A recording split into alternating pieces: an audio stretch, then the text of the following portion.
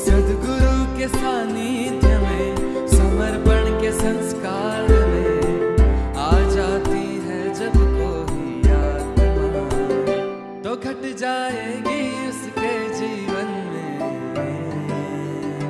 अनुभूतियाँ, अनुभूतियाँ, अनुभूतियाँ,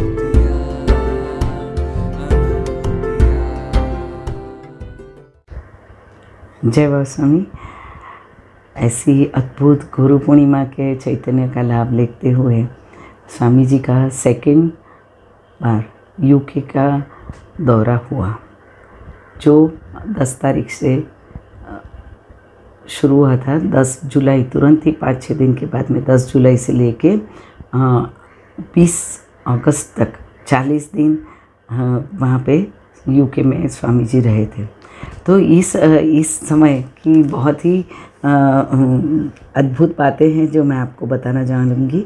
तो ये शिविर के समय ये जैसे ही गुरु पूर्णिमा ख़त्म हुई, स्वामी जी मुंबई में आए और उस समय पे मैं और बिहाग जी दोनों स्वामी जी के साथ जाने वाले थे। और प्रभाकर जी ने बहुत सारे चक्रा के अलग अलग चार्ट बनाए थे। और फिर जो हमने बटुक का जो अभी मेडिटेशन में बैठा हुआ जो चित्र है कुंडलिनी वाला और चक्र वाला, तो वो उसको लोगों के रूप में हमने ट्रस्ट की ओर से उसको लोगों के रूप में मान्य किया गया। तो उसका भी बहुत बड़ा चित्र बनाया गया था। इस तरह से काफ़ी अच्छे पैम्पलेट्स उन्होंने लेके आए।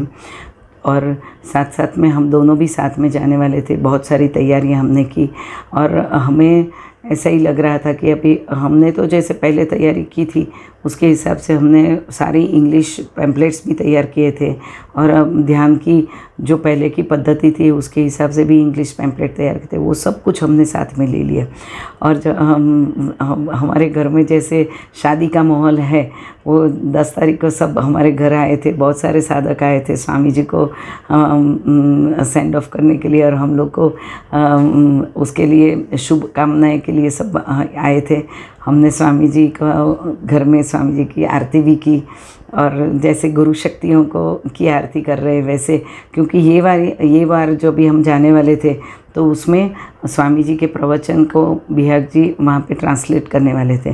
तो कई सारे जो इंग्लिश स्पीकिंग साधक थे, जो ब्रिटिश साधक थे, तो उनको भी स्वामी जी का हर एक शब्द समझ में भी आने वाला था, और उसके साथ में उनको ऊर्जा भी मिलने वाली थी। तो हम सब एयरपोर्ट पहुँचे, तो एयरपोर्ट पर भी वो टाइम पे तो कुछ ज़्यादा ये सब सिक्योरिटी की झंझट नहीं थी। तो उधर हमारे बहुत सारे साधक भी थे, जैसे रुचिता बहन, शर्मिला बहन, गरडे साहब वगैरह, सारे एयरपोर्ट पे अंदर तक जा सकते थे। तो और वो वहाँ पे कार्यरत थे, पगारे जी वहाँ के पैक। तो कई ऐसे साधक थे जो एयरपोर्ट पे काम करने वाले थे। तो वो सारे साधक भी आए थे, और यहाँ से भी मुलुंड ये वो सारे मुंबई के कई साधक वहाँ पहुँच गए थे। नवसारी से भी रूपम भाई, राम भाई वगैरह भी आए थे। तो हम लोग सब गए एयरपोर्ट। तो यहाँ की एक साधिका थी, तो वो पता नहीं वो स्वामी जी के लिए एयरपोर्ट पे थाली लेके आई आरती की, और उसने एयरपोर्ट पे स्वामी जी की आरती की। और जो हमने उसमें से फ़ोटो निकाली थी तो पूरी गोल्डन हो रहा, और सब बहुत खुश थे, और सबने बहुत सारी शुभकामनाएं दी। और एक नए स्तर पर समर्पण ध्यान विदेश में फैलने वाला था। फिर यहाँ से हम एयरपोर्ट में सभी हमारे साधकों ने सारी व्यवस्था की हुई थी, और बहुत आसानी से हम फ़्लाइट में पहुँच गए। फिर जैसे हम वहाँ पहुँचे तो वहाँ पे जैसे रमेश भाई पटेल थे, जिनके यहाँ पहले 8 दिन की शिविर थी, और वो अब्रामा के थे, और वो समर्पित साधक थे। तो वो हमें लेने आए थे, और उन्होंने उनके घर में हमारे तीनों के रहने की व्यवस्था की थी। एक रात हम उनके साथ में रहे, और दूसरे दिन सुबह विंस नाम का एक साधक था जो साईं डिवोटी था, और वो लंदन से वेल्स, क्योंकि पहली शिविर हमारी वेल्स में होने वाली थी, जो कार्डिफ में, तो लंदन से वेल्स जाने के लिए वो साधक ये हमको लेके जाने वाला था। और वो साथ साथ में ये 8 दिन की शिविर पहली बार भरने वाला भी था। तो इस तरह से उन्होंने व्यवस्था की थी। विंस हमारे घर पहुंच गया। फिर उसने हमारे पास तीनों के पास इतना सारा सामान था, तो वो सोचने लगा इतना सारा सामान मेरे डिक्की में कैसे आएगा। वो एकदम से कंफ्यूज हो गया। तो स्वामी जी हंसने लगे, कुछ बोले नहीं। तो फिर धीरे धीरे से एक एक करके बैग रख दी, तो सारे बैग्स उसमें आ गए। तो वो भी एकदम सरप्राइज़ हो गया, अरे इतना सारा सामान मेरी डिक्की में पहुंच गया। फिर वो हो गया। बाद में स्वामी जी उनकी साथ वाली सीट में बैठे थे। अभी जैसे हमने शुरुआत की तो उसने बियाक भाई को एक वहाँ का मैप थमा दिया। बोले कि अभी आप मैप से मुझे गाइड करो कि कौन से रास्ते जाना है, M1 M2 ये वो। हम कभी ऐसे इंडिया में तो ऐसी मैप की ज़रूरत नहीं पड़ती है, तो हमने कभी ऐसे मैप पे नहीं दिया। लेकिन बियाक भाई ने बोला ठीक है। तो वो मैप पहले उन्होंने पूरा स्टडी किया और फिर हमने निकलना शुरू किया। तो फिर बियाक भाई उनको मैप के हिसाब से एग्ज़िट ये वो सब बता रहे थे। और तो फिर वो डिस्टर्ब हो रहा था क्योंकि स्वामी जी यहाँ बैठे थे और स्वामी जी वाइब्रेशन दे रहे थे और वो वाइब्रेशन से और ये हो रहा था। फिर हम लोग ये पहला हमने ब्रेक लिया था वहाँ के स्टोन हिंज करके जगह है जो विश्व प्रख्यात है और बहुत पुराने समय में मीन्स एंशियंट टाइम से वहाँ पे बहुत बड़े बड़े पत्थर है, जायंट पत्थर है। तो वो उसकी कुछ आकृतियाँ बनाई हुई है और वो एकदम से एक प्लेन प्लेटों में है और अलग से ही है। और वहाँ पे वो हेरिटेज करके वहाँ पे टूरिस्ट सब जाते हैं। तो हमने वहाँ पे गए और सभी ने स्वामी जी और हम विंस और हम तीनों ने कॉफ़ी पी और फिर वहाँ पे स्टोन हिंज को देखने के लिए उसके नज़दीक गए। तो हुआ क्या कि विंस आगे आगे चल रहे थे और स्टोन हिंज के नज़दीक पहुँच गए और हम स्वामी जी के साथ में पीछे चल रहे थे। तो स्वामी जी और स्टोन हिंज के बीच में विंस आ गए। तो स्वामी जी ने जो के वाइब्रेशन ऐसे बढ़ गए तो ये दोनों के बीच में सैंडविच जैसा हो गया। तो वो एकदम से वो वाइब्रेशन को सहन नहीं कर पा रहा था और उसको एकदम ऐसा लग रहा था कि कुछ समझ में नहीं आ रहा था। फिर स्वामी जी ऐसे ही मज़ा ले रहे थे और हम लोग ने भी वहाँ स्टोन हिंज के वाइब्रेशन को महसूस किया। बहुत अच्छे वाइब्रेशन थे और हम लोग सभी ऐसे लग रहा था कि कोई बहुत पुराने समय के जो संत रहेंगे तो उन लोगों उनके वहाँ के संत के वहाँ पे कुछ उन्होंने ये सब किया होगा। और ये वो समय हो सकता है कि वो समय वो ये अपने अर्थ प्लेनेट से रहकर दूसरे प्लेनेट के साथ कम्युनिकेशन भी करते होंगे, पता नहीं है। लेकिन वो बहुत उच्च आध्यात्मिक वाइब्रेशन थे। फिर वहाँ पे हमने बहुत अच्छा अनुभव लिया। अभी स्वामी जी ने बताया कि बियाक भाई आप आगे ही बैठ जाओ। तो बियाक भाई आगे बैठ गए और फिर हम करीब शाम को निर्मला बहन पीसावड़िया जिनके यहाँ वेल्स में स्वामी जी 2000 में गए थे, वहाँ पे पहली शिविर लगाई हुई थी। तो निर्मला बहन और राजेंद्र भाई पीसावड़िया दोनों हमारे लिए हमको वेलकम करने के लिए तैयार थे। हम ब्लैकवुड करके गांव छोटा सा वहाँ पे टाउन है, वहाँ पे वो रहते थे। तो साईं नीलम करके उसका घर था, तो वहाँ पे हम पहुँच गए। उन्होंने स्वामी जी की रहने की व्यवस्था की थी और हमारे सबकी रहने की व्यवस्था की थी। और उस समय लंदन से और 2 साधक भी आए थे, दिनेश भाई सचदेव और उनके फ्रेंड थे एडी करके।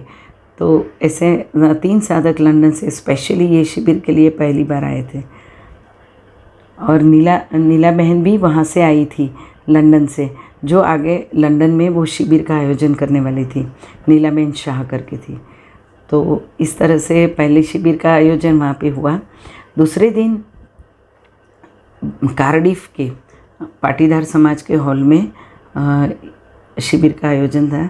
वहाँ पे कई सारे वो समय के जो इन निर्मला बहन के जो साईं डिवोटी का बड़ा ग्रुप था, तो काफ़ी ब्रिटिश साधक भी थे और इंडियन साधक भी थे। तो करीब 70-80 साधक वहाँ पे पहुँच गए। तो प्रथम दिन की शुरुआत हुई। और बहुत अच्छे वाइब्रेशन से शुरुआत हुई। और साथ में जो ट्रांसलेशन किया भी अकबर ने, तो सभी को उसका भी लाभ मिला और शिविर अच्छे से ख़त्म हो गई। अभी जैसे शिविर हो गई तो हमने सोचा कि जो हम पैम्पलेट लाए, जो इंग्लिश में ट्रांसलेट किया था एक एक चक्र पे जो प्रार्थना करने का, तो वो सारे पैम्पलेट को की ज़ेरॉक्स निकालनी थी। तो निर्मला बहन वहाँ पे एक कॉलेज में प्राध्यापिका थी, लेक्चरर थी, तो उसने बताया कि मेरी कॉलेज में बहुत बड़ा ज़ेरॉक्स मशीन है, हम वहाँ जाएंगे तो एक साथ में बहुत सारी ज़ेरॉक्स कॉपी निकल जाएगी।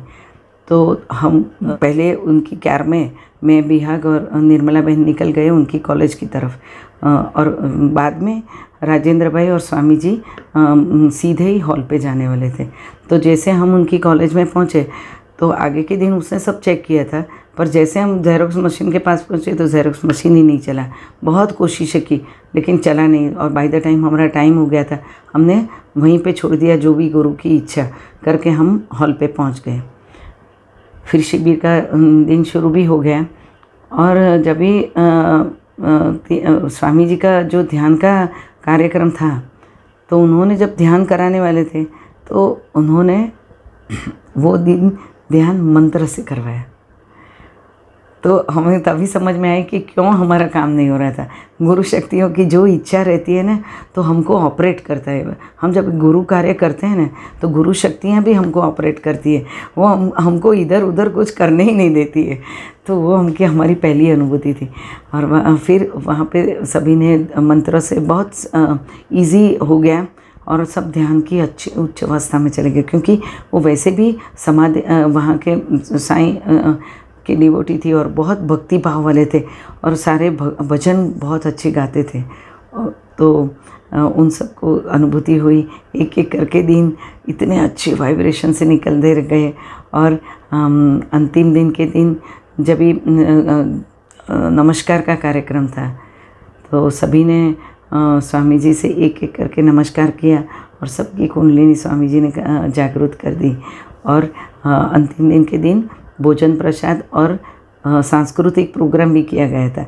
तो ये सांस्कृतिक प्रोग्राम में ब्रिटिश जो साधक थे, तो उन लोगों ने अच्छे अच्छे भजन गाए, डांस प्रस्तुत किया, और फिर सब ने मिलके भोजन का आनंद लिया। बहुत बड़ी पार्टी हो गई, और एकदम 8 दिन तो कैसे चले गए पता भी नहीं चला, और हम सब बहुत खुश होके वापस आए। और रात को फिर हम सब साथ में बैठे थे डाइनिंग टेबल पे, करीब हम 10 जन थे।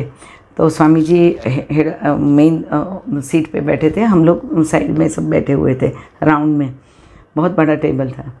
तो फिर बहुत खुशी से इधर उधर की बातें कर रहे थे, सब खुश थे।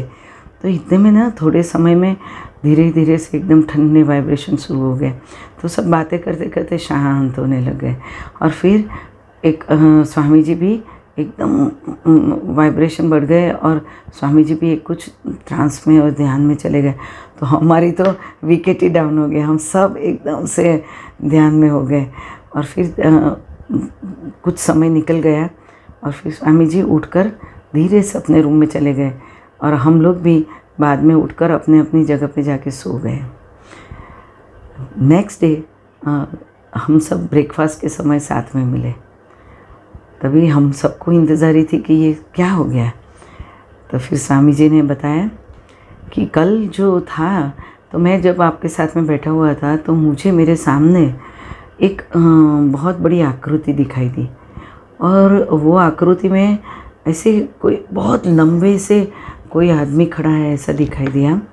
उसके हाथ में बहुत बड़ा दंड, शाफ्ट बोलते हैं ना, ऐसा था, और दंड के ऊपर के भाग में भी कुछ तो आकृतियाँ का कोतरकाम किया हुआ था, लकड़ी का था। साथ में उन्होंने एक ब्राउन जैसा कलर का एक रॉब पहना हुआ था, और उसके बाल ऐसे खुले थे, आंखें नीली थी, और उन्होंने एक बड़ा सा बेल्ट बांधा हुआ था। तो ऐसे जो स्वामी मीन्स ऐसे मुझे लगा कि कोई बहुत बड़े संत होंगे, और वो ऐसे वहाँ पे आए और फिर मुझे दर्शन दिए, और मेरा कुछ ऐसा लगा कि वो मेरा आभार मान रहे हैं, कृतज्ञता व्यक्त कर रहे थे, और वो बहुत खुश थे। और मुझे कुछ तो उन्होंने बहुत कुछ ध्यान में कुछ उन्होंने बताया और ऐसी कुछ बातें उन्होंने बोली। तो जब वो उसका वर्णन कर रहे थे तो निर्मला बहन ने कहा कि हमारे यहाँ जो हिस्ट्री की लाइब्रेरी है उसमें मैंने इसका वर्णन पढ़ा है। तो वो जो है वो हमारे वेल्स के पैट्रिक संत है, बहुत एंशिएंट संत है, उनका नाम है सेंट डेविड। तो आप जो वर्णन करते हैं वो बिल्कुल उसके साथ मिलता जुलता है। तो वो सेंट डेविड जो थे वो काफ़ी साल पहले के थे और वेल्स जो प्रांत है वहाँ पे पहले के समय में बहुत सारे संत रहा करते थे पैट्रिक, और बहुत सारे चर्चिज से जो जीसस क्राइस्ट के पहले के समय के थे। तो आज भी है वहाँ पे कई सारी जगह बहुत पूर्ण वाइब्रेशन वाली है और होली जगह मानी जाती है। तो इस तरह से उन्होंने बताया कि जो वहाँ के पैट्रिक संत थे, उन्होंने वहाँ के जो एंशिएंट संत हैं उन्होंने मुझे माध्यम बनाया और उनके जो शिष्य है उनकी कुंडलिनी शक्ति मेरे माध्यम से जागृत करवाई। तो ऐसी बातें हम सुन के हमारा एकदम से यही हो गया कि हम क्या सुन रहे हैं और क्या हो रहा है, हमें कुछ भी समझ में नहीं आ रहा था। और स्वामी जी बहुत खुश थे। तो फिर उन्होंने बताया कि हम अगर हो सके, अगर सभी साधक की इच्छा हो तो हम एक गुरु दीक्षा का भी कार्यक्रम एक दिन का रख लेंगे। तो फिर नेक्स्ट डे सभी को बुलाया गया वापस हॉल में और एक गुरु दीक्षा का कार्यक्रम हुआ और सभी की स्वामी जी ने गुरु दीक्षा भी दी। तो इस तरह से वहाँ के जो संत थे उन्होंने भी, गुरु शक्तियों ने भी स्वामी जी को माध्यम के रूप में ले लिया। तो स्वामी जी आगे जाके यही सेंट डेविड का जो होली प्लेस है वहाँ पे सेंट डेविड करके एक टाउन भी है, तो वहाँ पे आगे जाके रिट्रीट का प्रोग्राम भी हुआ था। फिर यहाँ से लेस्टर में जो भगवान जी भाई ने शिविर करवाई थी, तो लेस्टर में जो शिविर आयोजित होने वाली थी वो नेक्स्ट शिविर थी। और तो जब ही शिविर के लिए हम निकले यहाँ से तो रास्ते में ग्लैस्टनबरी करके एक जगह है जो बहुत पवित्र मानी जाती है और वो वहाँ के एक पवित्र स्थल में से एक पवित्र स्थल है और टाउन था ग्लैस्टनबरी। तो हम लोग ग्लैस्टनबरी टाउन की विज़िट करने गए। तो वहाँ पे एक टोर करके जगह है जो एक छोटा सा टेकरी नुमा जगह है और उसके ऊपर एक बहुत पुराना चर्च है। तो सभी ने बताया कि स्वामी जी ये यहाँ का बहुत पवित्र स्थान है, हम लोग साथ में वहाँ जाएंगे। स्वामी जी के साथ में हम 8-10 जन थे। तो हम लोग जैसे तो हम लोग उनके, स्वामी जी आगे चल रहे थे, हम उनके पीछे पीछे चढ़ रहे थे। तो जैसे जैसे स्वामी जी ऊपर जा रहे थे तो उनको इतने वाइब्रेशन महसूस होने लगे, उतने वाइब्रेशन महसूस होने, हम भी उनके साथ में ऊपर गए। तो ऊपर जब भी हम पहुँचे तो जैसे हमको लग रहा था कि ये कोई बहुत चैतन्य सभर जगह है और इतना चैतन्य महसूस हो रहा था। फिर हम वो जो पुरानी खंडेर जैसी चर्च है तो वहाँ पे हम गए और स्वामी जी वहाँ एक ओटला जैसा था, वहाँ पे बैठ गए। हम स्वामी जी के साथ में नीचे बैठ गए और कोई ऐसे जापानीज़ टूरिस्ट वगैरह भी आए थे तो वो भी स्वामी जी को देखे और हम लोग को देखे, वहाँ पे वो टूरिस्ट भी सामने के ओटले पे बैठ गए। फिर हाँ स्वामी जी हम सब ध्यान की अवस्था में चले गए। तो सबके साथ में स्वामी जी ने एक छोटा सा ध्यान करवाया। तो जैसे हम ध्यान करने बैठ गए तो वो जो जापानीज़ टूरिस्ट थे और दूसरे भी कोई टूरिस्ट थे वो भी एकदम ध्यान में चले गए और काफ़ी समय हमने वहाँ पे ध्यान किया। और उस ध्यान में मुझे भी इतनी अच्छी अनुभूति हुई, जैसे मुझे ऐसे लगा कि वो समय पे एकदम एक सुंदर सा चर्च था और वो चर्च का मुझे एकदम आभास भी हो गया। और वहाँ के वो समय के जो वहाँ के संत थे उसका भी कुछ आभास हुआ। बाद में जब भी हम लोग उसमें से बाहर आए तो वो जापानीज़ टूरिस्ट ने बताया कि हमको ऐसे टॉप ऑफ द हेड ऐसे स्टार्स जैसे महसूस हुए। तो वो लोग भी ऐसे कोई पुण्यात्मा होंगे तो उनकी भी कुंडलिनी शक्ति अपने आप जागृत हो गई। और बाद में हमने जब ये स्वामी जी कुछ बोलता रहे थे कि इसके नीचे में कोई ये है, जिसकी वजह से ये बहुत वाइब्रेशन महसूस हो रहे। तो बाद में निर्मला बहन ने जब ये पढ़ा तो उसमें से पता चला कि उसमें किसी बहुत पुराने समय में एक बड़ा सेफायर वहाँ पे प्रोग्रामिंग करके उसमें डाला गया था। तो इस तरह से स्वामी जी अपनी अनुभूति के दरमियान अनुभूति के थ्रू ये सब जान जाते थे। तो इस तरह से हम टूर में जाके आए और वहाँ से फिर हम वहाँ पे एक दूसरी भी सुंदर गार्डन है जिसका नाम है 40 वेल्स। तो वहाँ पे भी हम विज़िट करने लेके गए। तो हम जैसे अंदर एंटर हुए तो एक छोटा सा कुआं जैसा था। तो कहते हैं कि आप कुछ इच्छा करके उसमें एक कॉइन डालते हैं तो आपकी इच्छा परिपूर्ण होती है, ऐसा कहा जाता है। बहुत पवित्र माना जाता था। तो हम लोग ने सबने एक एक कॉइन लिया और स्वामी जी के सामने इच्छा अंदर से इच्छा करके सबने अंदर कॉइन डाले और सबने लगा हाँ अभी हम सबको मोक्ष मिल जाएगा क्योंकि सबकी इच्छा तो वही थी ना। पता नहीं सबने अलग अलग इच्छा भी की होगी, मुझे नहीं मालूम। तो वहाँ से हम एक ऊपर पार्क का एक दूसरा भाग था, वहाँ जाके बैठे। फिर स्वामी जी ने बोला कि ऐसा दिन वापस नहीं आएगा, तो आपको जो भी कुछ प्रश्न पूछना है आप पूछ सकते हो। तो सबने कुछ अलग अलग अपने अपने प्रश्न पूछे, स्वामी जी ने सभी के उत्तर दिए। तो थोड़े समय हमने वहाँ पे बिताया और फिर हम पार्क की दूसरे एरिया से बाहर निकलने की एग्ज़िट थी, वहाँ पे निकलने जा रहे थे। तो स्वामी जी आगे चल रहे थे, हम लोग थोड़े पीछे चल रहे थे।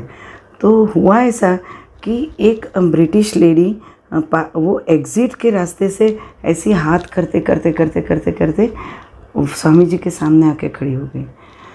और फिर उसने बोला oh now I know from where this high vibrations are coming, ऐसा बोलने लगे। तो फिर वहाँ पे अटक गई और पता नहीं उसने दोनों हाथ जोड़ भी दिए स्वामी जी को। फिर then she was started asking, तो इंग्लिश में कुछ पूछने वाली थी। तो फिर उसके साथ में बातें हुई। तो उसने बताया कि मैं हर रोज़ ये रास्ता से घर जाती हूँ। तो आज घर जाते समय मुझे इतने वाइब्रेशन महसूस होने लग गए कि मैं गाड़ी पार्क की और एंट्री के बदले एग्ज़िट से ही अंदर आ गई और वो वाइब्रेशन मुझे खींच रहा था और वाइब्रेशन की दिशा में मैं यहाँ तक पहुँच गई। तो उसने बताया कि ये कौन है, ये स्वामी कौन है, कहाँ से आए हैं, इस इंडियन सेंट कौन है। तो हमने उनके बारे में बताया और हमने बताया कि वो ऐसे कुंडलिनी शक्ति जागरूक सब उसको बताया, उसको पैम्पलेट्स दिए और उसको इनवाइट किया कि तुम हमारी अगली शिविर लंदन में जब भी होने वाली है तो वहाँ भी तुम आ सकती हो। तो ये गुरु शक्ति और स्वामी जी की शक्तियाँ जो हम सब पास में रह के भी इतनी महसूस नहीं कर पाते थे, पर कोई अनजान आदमी जो चैतन्य को जान पाता था वो भी स्वामी जी को जान लेते थे। तो उसमें कोई शक ही नहीं था कि स्वामी जी की जो चैतन्य, उसके ऑरा, ये सारी चीज़ें हम सभी के अनुभूति के और हमारे लॉजिकल माइंड के ऊपर थी। तो इस तरह से हम ग्लेस्टनबरी से निकले और लंदन की तरफ रवाना हुए। तो रास्ते में जब लंदन जा रहे थे तो लंदन जैसे नज़दीक आ रहा था तो वहाँ पे बहुत ट्रैफिक था। तो स्वामी जी ऐसे पीछे बैठे थे और जो साइड का मिरर था उसमें देखते थे। तो जो पीछे से आने वाली गाड़ियों को पता नहीं वो क्या करते थे, लेकिन गाड़ियाँ हमारे पीछे से आगे ओवरटेक ही नहीं कर पा रही थी। वो हमारे गाड़ी, क्योंकि स्वामी जी जो गाड़ी में बैठे थे वो उसकी ऑरा ही एकदम स्ट्रॉन्ग हो गई थी, तो ऑरा को वो क्रॉस ही नहीं कर पाते थे। और आगे जो गाड़ियाँ थी वो धीरे धीरे से एक बाजू हट जाती थी और हमका हमारे लिए रास्ता क्लियर हो जाता। ये तो ऐसे अपने लॉजिकल माइंड से कुछ समझ में ही नहीं आ रहा था, लेकिन हो रहा था, हम सब उसको अनुभव कर रहे थे। तो इस तरह से जो बोल रहे हैं ना कि हम अगर हमारी और अच्छी रहती है तो हम जिसमें जाते तो हमारी गाड़ी की भी और अच्छे हो जाते। और स्वामी जी ने अपने प्रवचन में जैसे बताया कि मेरी गाड़ी का कभी एक्सीडेंट ही नहीं होता है। तो वो बात हमको समझ में आई कि क्योंकि हमारी ऑरा गाड़ी को भी प्रोटेक्ट कर सकती हैं। मीन्स जहाँ हम जाते हैं तो उसके आसपास की जगह को भी प्रोटेक्शन मिल जाता है। तो ये बात वो सही में ऐसी अनुभूति के दौर पर हमें समझ में आई। फिर हम सब पहुंच गए लंदन। जय बाबा स्वामी।